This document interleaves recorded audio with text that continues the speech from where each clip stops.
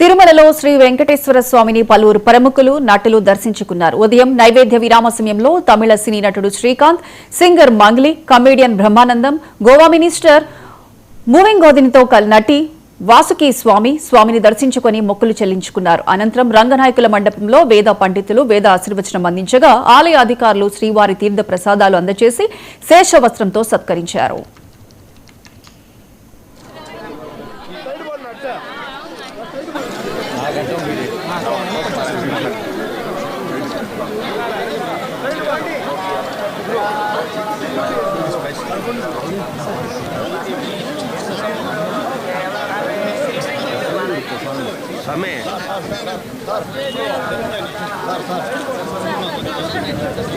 ఈరోజు ఇక్కడే ఉండిపోతారు మీరు.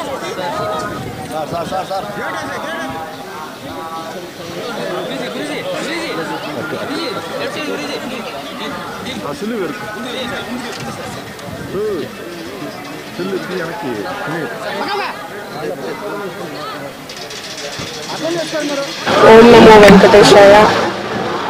చాలా సంతోషంగా ఉంది. కొత్త సంవత్సరం 2026. ఈ సంవత్సరం ఈరోజు వైకుంఠ ఏకాదశి చివరి రోజున వైకుంఠ ద్వారం ద్వారా దేవదేవుడైనటువంటి వెంకటేశ్వర స్వామిని దర్శించుకోవడం చాలా సంతోషంగా అనిపించింది. And thank you so much for all the support.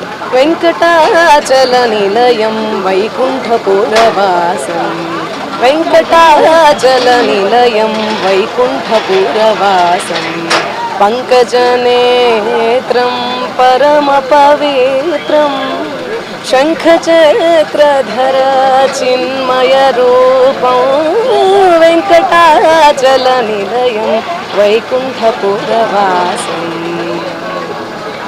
జై Sri Narayana. Thank you so much. Namo Narayana.